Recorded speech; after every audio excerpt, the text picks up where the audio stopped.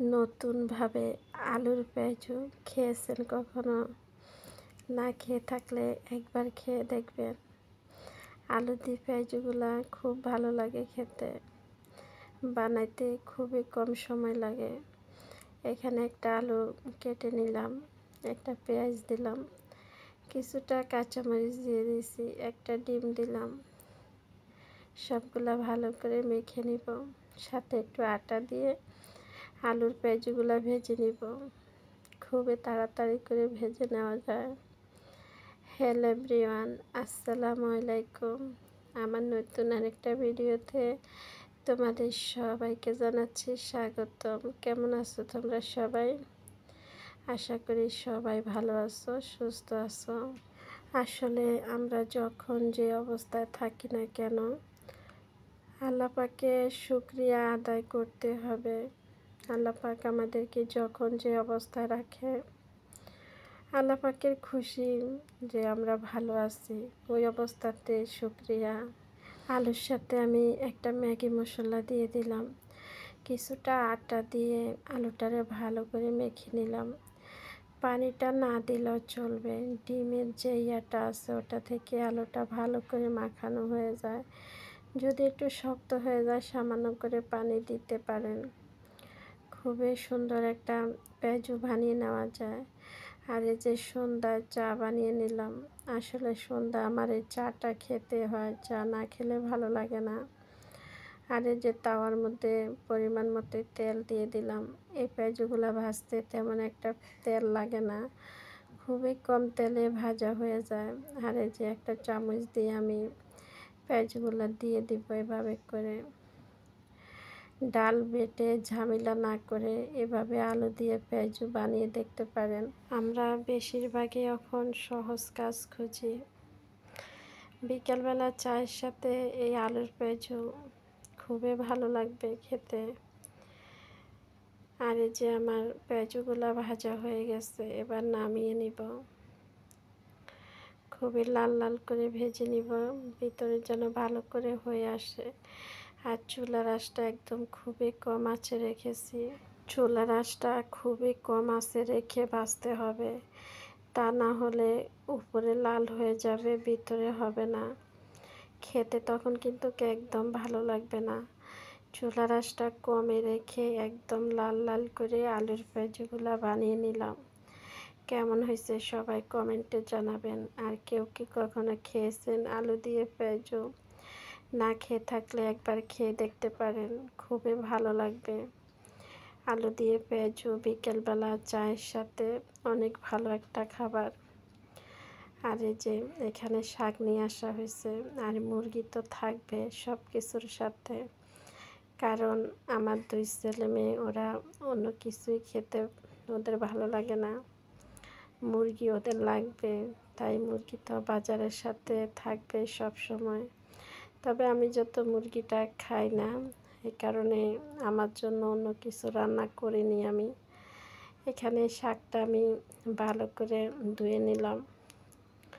এবার শাকটা আমি চুলায় বসিয়ে দিব, শাকটা সিদ্ধ করে নেব। আমরা অনেকে লাউ শাকটা খুবই পছন্দ করি, কেউ মাছ দিয়ে রান্না করে, কেউ চিংড়ি মাছ দিয়ে রান্না করে। তবে শাক ভাজিটা আমিও খুব কম খাই, মাছ দিয়ে আমিও বেশি রান্না করি। চিংড়ি মাছ দিয়ে লাউ শাকটা খুবই ভালো লাগে, তবে আজকে রান্না করতে ভালো লাগে না, আজকে শাক ভাজি করে নেব। আর এই যে মুরগিটা কেটে নিলাম, মুরগিটারে ভালো করে ধুয়ে নেব।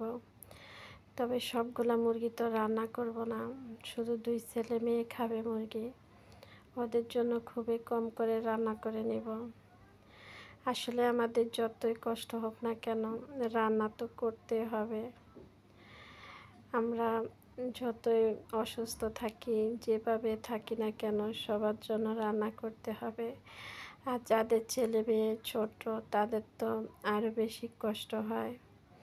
তবে আমার 2 ছেলে মেয়ে যদিও একটু বড় হয়েছে, ওরা কিছুই করতে পারে না, ওদের সব কিছু করে দিতে হয়। মেয়েটা তো কিছুই পারে না, মেয়ের সব কিছুই করে দিতে হয়।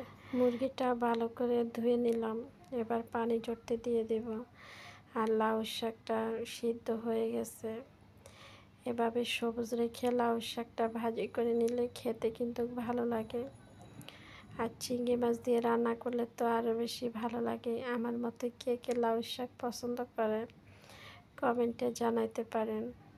আমার সাথে যে এই পর্যন্ত আমার যে আপু ভাইয়ারা এসেছেন একটা লাইক দিয়ে দিবেন। আর যারা আমার ভিডিওগুলো দেখেন এখনও আমার চ্যানেলটা সাবস্ক্রাইব করেননি, চাইলে চ্যানেলটা সাবস্ক্রাইব করে রাখতে পারেন। আমি যখন যে ভিডিও আপলোড করব আপনাদের কাছে নোটিফিকেশন চলে যাবে। আপনারা আপনাদের সময় সুযোগ বুঝে ভিডিওটা দেখে দিতে পারেন। যারা এই কাজগুলো করে রেখেছেন তাদেরকে জানাচ্ছি অসংখ্য অসংখ্য ধন্যবাদ। আসলে আমরা ঘরে যে কাজগুলো করি ওই কাজগুলো থেকে কিছু না কিছু অংশ নিয়ে ভিডিওগুলো তৈরি করতে আমাদের অনেকটা সময় লেগে যায়।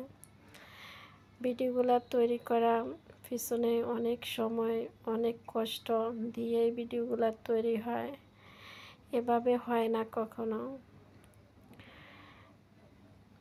আর এই যে আমার শাকটা আমি দিয়ে দিলাম তেলের মধ্যে, রসুন পেঁয়াজ কিছুটা শুকনো মরিচ দিয়ে লাল লাল করে ভেজে নিলাম। এবার শাকটা দিয়ে দিলাম, দিয়ে এভাবে ভেজে নিব। তেলের মধ্যে কিছুক্ষণ রেখে দিব, শাকটা ভাজি হয়ে যাবে। শাকটা খুবই সুন্দর হয়েছে। এই যে সবুজ সবুজ রেখে ভাজি করা হয়ে গেছে শাকটা। এবার নামিয়ে নিব। কিছুক্ষণ রেখে দিয়েছি, যে পানিটা বের হয়েছে পানিটা শুকিয়ে গেছে। এই যে খুবই সবুজ রয়েছে, শাকের কালারটা চেঞ্জ হয়নি।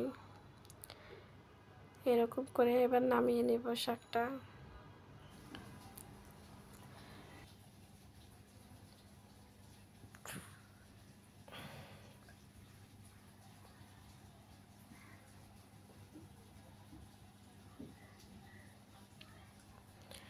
শাকটা নামিয়ে আমি একটা বাটিতে তুলে নিলাম।